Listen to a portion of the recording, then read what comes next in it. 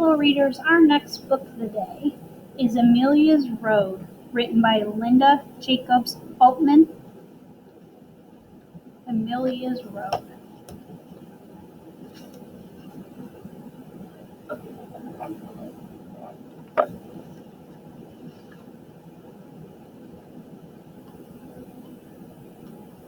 Amelia Luisa Martinez hated roads. Straight roads, curved roads, dirt roads, paved roads, roads leading to all manner of strange places, and roads leading to nowhere at all. Amelia hated roads so much that she cried every time her father took out the map. The roads Amelia knew went to farms where workers labored in sun-struck fields and lived in grim, gray shanties. Los Caminos, the roads, were long and cheerless. They never went where you wanted them to go. Amelia wanted to go someplace where people didn't have to work so hard, or move around so much, or live in labor camps. Her house would be white and tidy, with blue shutters at the windows and a fine old shade tree growing in the yard. She would live there forever and never worry about Los Caminos again.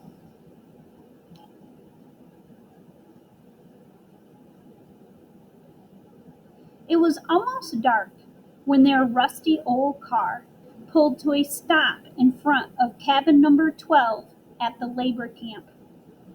"Is this the same cabin we had last year?" Amelia asked, but no one remembered. It didn't seem to matter to the rest of the family. It mattered a lot to Amelia.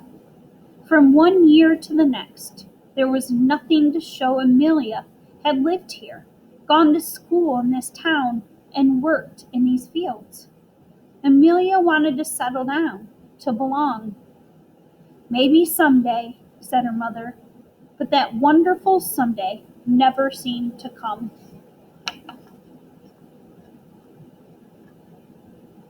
"Mama," Amelia asked, "where was I born?"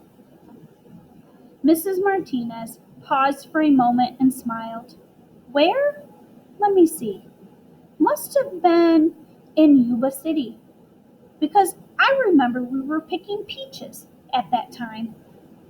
"That's right, peaches," said Mr. Martinez, "which means you were born in June." Amelia sighed. Other fathers remembered days and dates. Hers remembered crops. Mr. Martinez marked all the important occasions of life by the never-ending rhythms of harvest.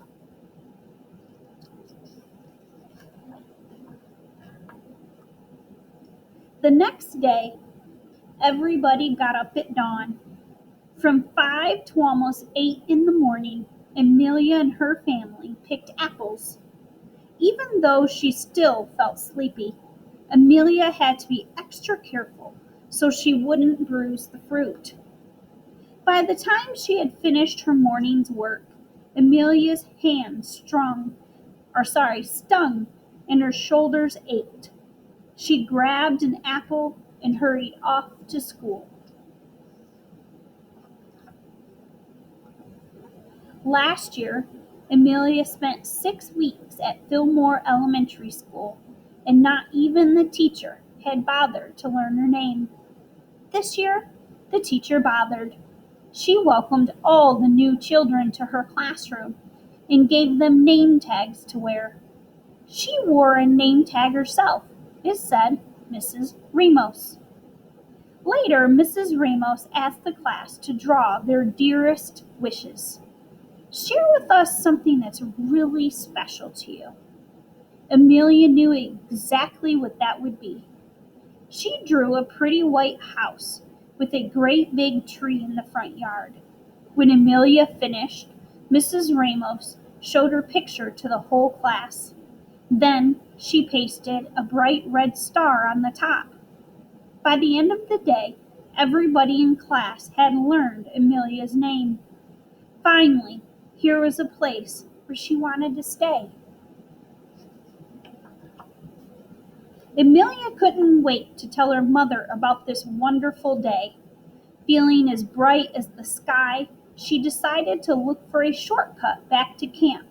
That's when she found it, the accidental road. It's pretty. Amelia called it the accidental road because it was narrow and rocky, more like a footpath that happened by accident than a road somebody built on purpose. She followed it over a grassy meadow, through a clump of bushes, and down a gentle hill. There, where the accidental road ended, stood a most wondrous tree. It was old beyond knowing, and quite the sturdiest, most permanent thing Amelia had ever seen. When she closed her eyes, she could even picture it in front of her tidy white house.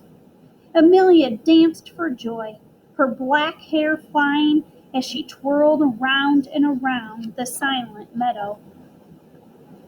Almost every day when work and school were over, Amelia would sit beneath the tree and pretend she had come home. More than anywhere in the world, she wanted to belong to this place and know that it belonged to her. But the harvest was almost over, and Amelia didn't know what she'd do when the time came for leaving. She asked everyone for advice, her sister Rosa, her parents, her brother Hector, her neighbors at camp, and Mrs. Ramos at school, but nobody could tell her what to do. The answer, when it came, was nearly as accidental as the road. Amelia found an old metal box that somebody had tossed into the trash. It was dented and rusty, but Amelia didn't care.